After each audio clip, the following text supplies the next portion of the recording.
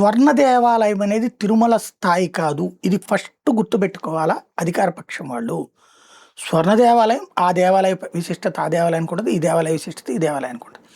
వాళ్ళక్కడ మతాచారాల ప్రకారం వాళ్ళయ్యో కొన్ని పనిష్మెంట్‌లయి పెట్టుకుంటారు. అయి తీసుకొచ్చి ఇక్కడ చట్టం చేస్తామంటే ఏంటి? ఇప్పుడు ఆ అమ్మాయి ఆ మాధురి అనే అమ్మాయి ఎవరో తనుజ అనే అమ్మాయిని తీసుకొచ్చి బర్త్‌డే చేసింది.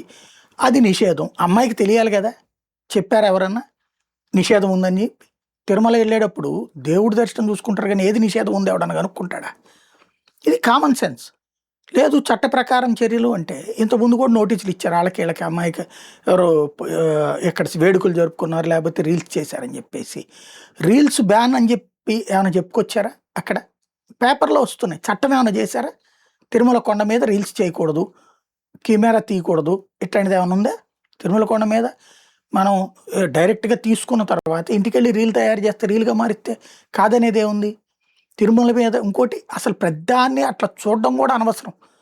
ఇప్పుడు అక్కడ నాన్ వెజ్జు ఇట్లాంటి మాటలు మాట్లాడామంటే ఒక అర్థం ఉంది. కానీ ప్రతిదానికి ఇది నిషేధం, అది నిషేధం అనేటటువంటి పేరు ప్రచారం కూడా అనవసరం. కేకులు అక్కడ తీసుకోవద్దు.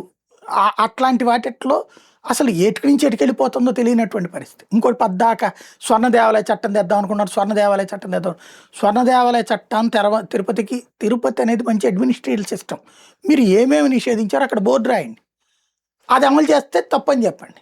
అది కాస్త మైకుల్లో అనౌన్స్‌మెంట్ చేయండి.